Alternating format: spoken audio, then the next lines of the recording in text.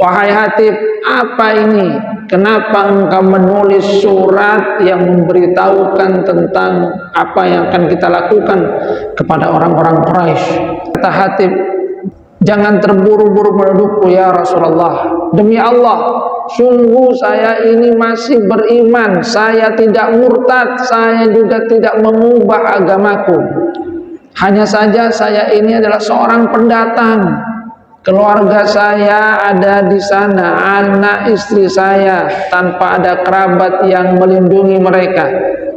Karena itu saya ingin meminta bantuan mereka supaya melindungi keluargaku. Umar bin Khattab itu kan orangnya keras. Dia kemudian berkata, ya Rasul, biar saja saya penggal lehernya. Ini telah berkhianat kepada Allah dan Rasulnya, munafik dia ini. Tapi apa yang dikatakan oleh Rasulullah SAW? Wahai Umar, dia itu telah ikut perang Badar, dan Allah itu mengetahui isi dari orang-orang yang ikut perang Badar. Akan di dalam ayat Quran Allah Subhanahu wa taala itu mengisyaratkan telah mengampuni dosa-dosa mereka. Maka kemudian Umar bin Khattab itu berlinang air matanya. Allah wa Rasuluhu a'lam. Allah dan Rasulnya lebih mengetahui. Sesungguhnya apa yang dilakukan oleh Hatib bin Abi Balta'ah itu kan satu kesalahan yang sangat fatal juga itu kan, karena berpotensi untuk mengancam keselamatan dari pasukan Rasulullah SAW. Seandainya surat ini sampai, maka mungkin saja orang-orang Quraisy itu akan mempersiapkan diri dengan siasat dan perangkap yang dengan itu mungkin saja kaum muslimin itu akan mengalami kekalahan. Tapi kemudian apa yang dikatakan oleh Rasulullah SAW? Wahai Umar, dia itu ikut perang Badar. Allah telah memberikan ampunan kepada orang-orang yang ikut perang Badar. Isyaratnya ada di antara hamba-hamba Allah Subhanahu wa taala itu yang sudah mendapatkan kedudukan istimewa di sisi Allah Subhanahu wa taala, sehingga walaupun berbuat sedikit hal yang tidak baik, Allah Subhanahu wa taala itu memaafkannya.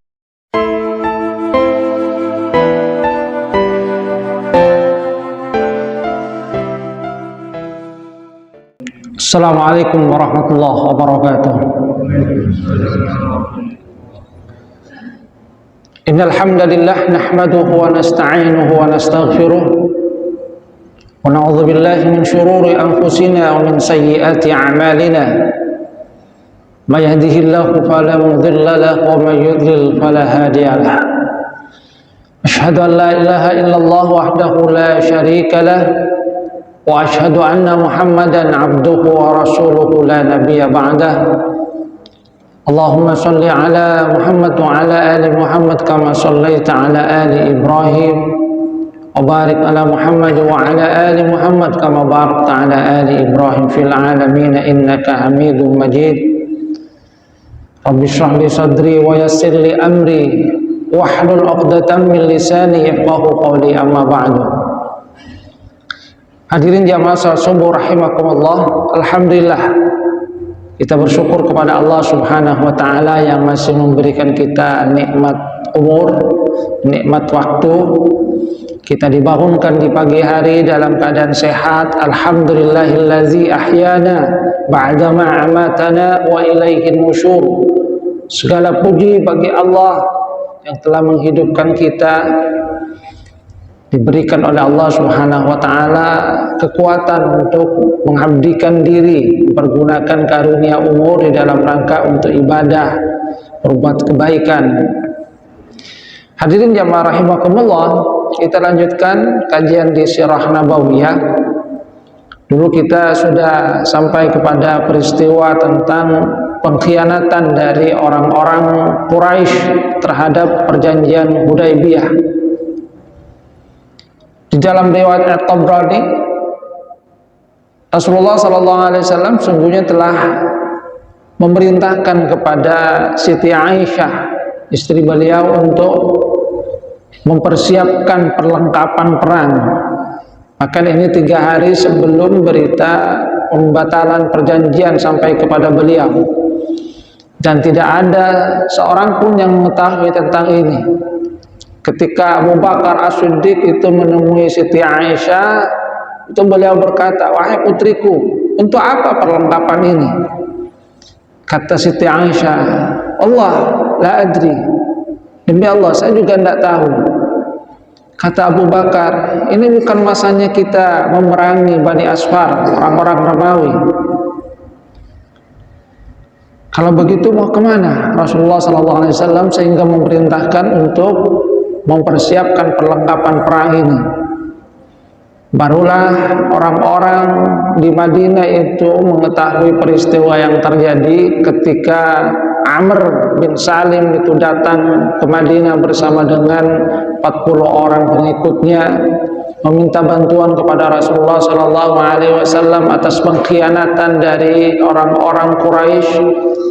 Disusul kemudian datangnya Abu Sufyan yang hendak memperbaharui perjanjian Hudaybiyah yang sudah dirusak oleh mereka karena pengkhianatan mereka terhadap apa yang ada di dalam poin-poin perjanjian itu. Maka kemudian orang-orang di Madinah tahu bahwa orang-orang Quraisy telah melakukan pengkhianatan terhadap perjanjian Hudaybiyah, bahwasanya Rasulullah SAW itu merencanakan untuk memerangi orang-orang yang ada di Mekah. Hanya saja Rasulullah SAW menginginkan bahwa berita tentang penyerangan terhadap kaum yang ada di Mekah, kaum Quraisy, itu tidak tersebar terlebih dahulu. Bahkan beliau itu berdoa kepada Allah Subhanahu wa taala, "Ya Allah, butakan penglihatan orang-orang Quraisy, tulikan pendengaran mereka mendengar berita ini sehingga kami dapat menyerang mereka secara tiba-tiba." Dan untuk itu, sebagai satu siasat, Rasulullah SAW itu mengirim pasukan khusus yang berjumlah 8 personil di bawah komando Abu Qatadah kepada pedalaman Idum, jadi ke daerah yang lain, untuk mengalihkan perhatian supaya orang-orang yang ada di Mekah itu tidak merasa bahwasanya Rasulullah SAW akan menyerang mereka. Dan ini karena Rasulullah mengirim utusan ke wilayah yang lain. Ini merupakan siasat juga dari Rasulullah SAW. Jadi upaya pengalihan untuk menjadikan mereka tidak merasa bahwasanya mereka itu akan diserang. Sebab kalau kemudian langsung ada utusan ke Mekah, maka kan ada persiapan, termasuk juga mereka akan mengetahui bahwasanya mereka akan diserang. Tapi Rasulullah SAW kemudian melakukan siasat dengan mengirim pasukan pendahuluan ke wilayah lainnya, bukan ke Mekah. Ini bagian dari strategi bagaimana Rasulullah SAW itu adalah seorang ahli strategi militer juga. Jadi upaya pengalihan informasi, upaya pengalihan konsentrasi. Hadirin yang merahmatullah. Nah, cuma pada saat itu seorang sahabat yang bernama Hatib bin Abi Balta'ah itu menulis surat kepada orang-orang Quraisy memberitakan bahwasanya Rasulullah SAW itu akan datang menyerang mereka. Surat itu dititipkan kepada seorang perempuan yang datang ke Madinah waktu itu. Surat itu kemudian dibawa. Namun Allah Subhanahu wa taala memberikan wahyu kepada Rasulullah SAW tentang apa yang dilakukan oleh Hatib bin Abi Balta'ah ini, yang nanti kita lihat di dalam Al-Quran. Itu ada kaitan dengan turunnya surah Al-Mumtahanah. Ya ayyuhalladzina amanu la tattakhidhu aduwi wa aduwakum awliya tulquna ilaihim bil mawaddah. Jadi ada rasa khawatir pada diri Hatib bin Abi Balta'ah karena dia adalah seorang pendatang sementara keluarganya itu masih ada di Mekah. Maka dia sesungguhnya ingin supaya keluarganya terlindungi. Rasulullah SAW kemudian mengutus beberapa orang sahabat, yaitu Ali, Al-Miqdad, Zubair bin Awam, dan Abu Barsad Al-Ghanawi. Kata Rasulullah SAW, kalian berangkat hingga sampai di satu tempat yang namanya Rauda Al-Khah. Di sana ada seorang wanita yang membawa surat untuk orang-orang Quraisy. Maka mereka kemudian memacu kuda dengan kencang sampai menemukan wanita tersebut di tempat yang disampaikan oleh Rasulullah SAW. Mereka kemudian meminta kepada perempuan itu surat yang dititipkan oleh Hatib bin Abi Balta'ah. Apakah engkau bawa surat? Dia tentu saja menyangkal, enggak, saya tidak bawa surat, saya tidak bawa apa-apa. Maka Ali bin Abi Thalib itu dengan tegas menyatakan, wallahi Rasulullah SAW itu tidak pernah berdusta. Kami juga demikian. Demi Allah, kalau kamu tidak segera mengeluarkan surat itu, maka pasti akan kami telanjangi kamu. Karena ini adalah persoalan penting yang berkaitan tentang juga keselamatan dari orang-orang yang ada di Madinah, tentang rahasia penyerangan yang direncanakan oleh Rasulullah SAW. Nah, melihat bahwasanya Ali bin Abi Thalib itu tegas seperti itu, mengancam bahwasanya dirinya akan digeledah, ditelanjangi kalau tidak segera menyerahkan suratnya, maka dia kemudian menyerah. Dia katakan, silakan kalian berpaling.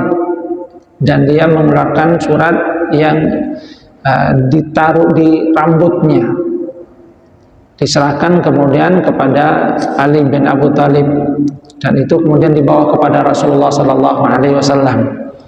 Dalam surat itu tertulis dari Hatib bin Abi Balta'ah kepada Quraisy.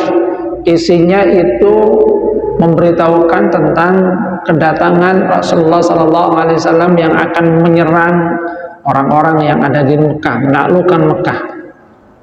Nah, Rasulullah SAW memanggil Hatib bin Abi Balta'ah.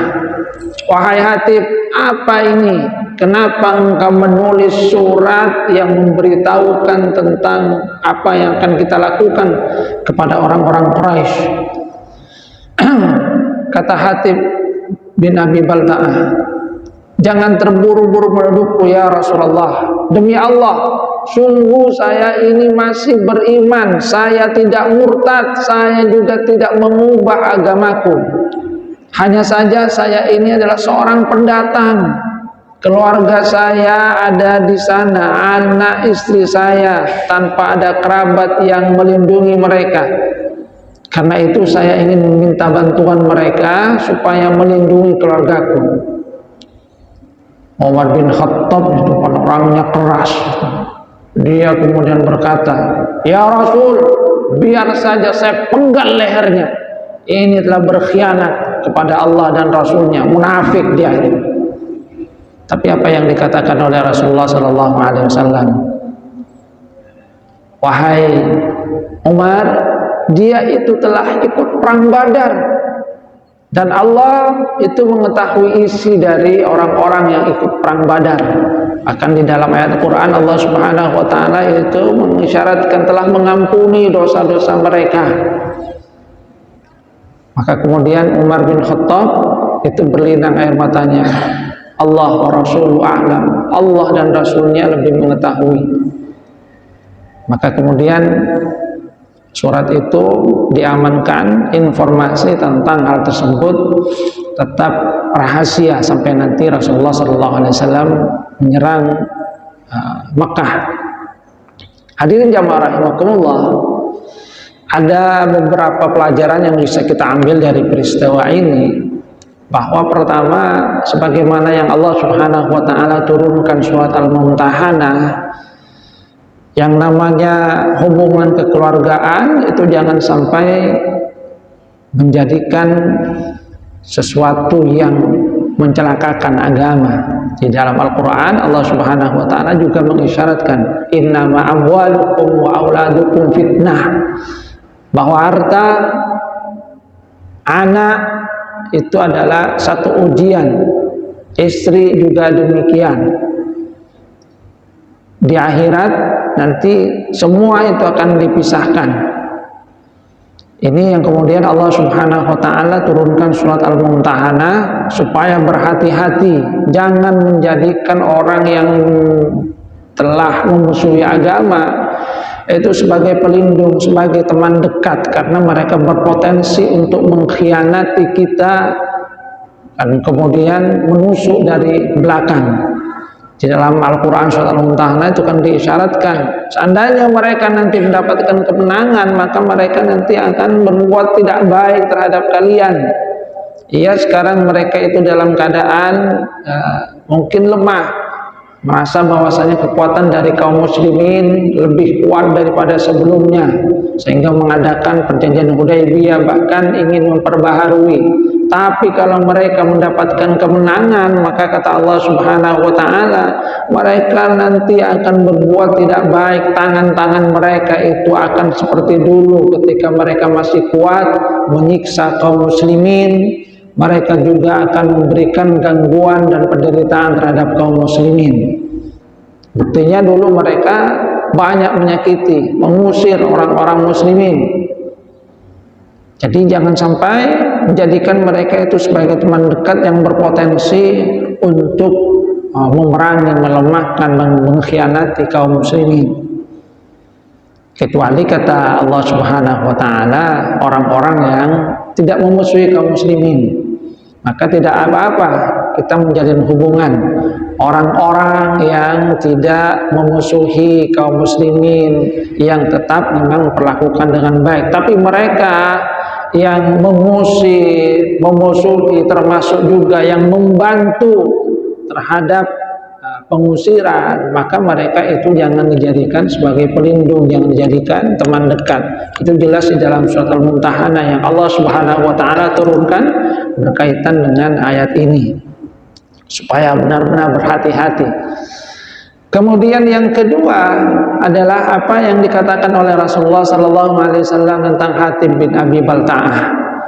Sesungguhnya apa yang dilakukan oleh Hatib bin Abi Balta'ah itu kan satu kesalahan yang sangat fatal juga itu kan, karena berpotensi untuk mengancam rahasia keselamatan dari pasukan Rasulullah SAW. Seandainya surat ini sampai, maka mungkin saja orang-orang Quraisy itu akan mempersiapkan diri dengan siasat dan perangkap yang dengan itu mungkin saja kaum muslimin itu akan mengalami kekalahan, karena sudah ada persiapan dari mereka untuk menghadapi Rasulullah SAW dan kaum muslimin. Artinya ini sesuatu yang sesungguhnya sangat berbahaya. Tapi kemudian apa yang dikatakan oleh Rasulullah SAW? Wahai umat, dia itu ikut perang Badar. Allah telah memberikan ampunan kepada orang-orang yang ikut perang Badar.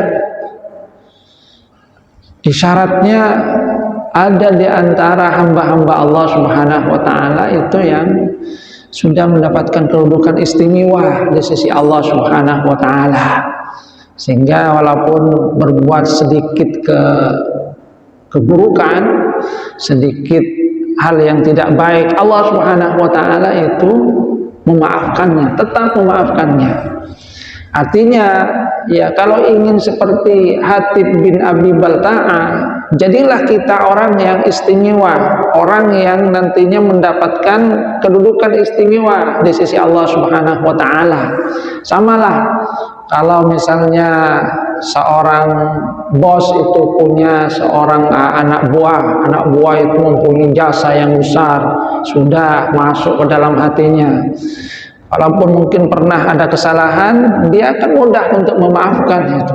Tapi kalau tidak pernah berjasa dan tiba-tiba bikin kesalahan fatal, mungkin saja kan langsung dipecat. Ini pecat dia.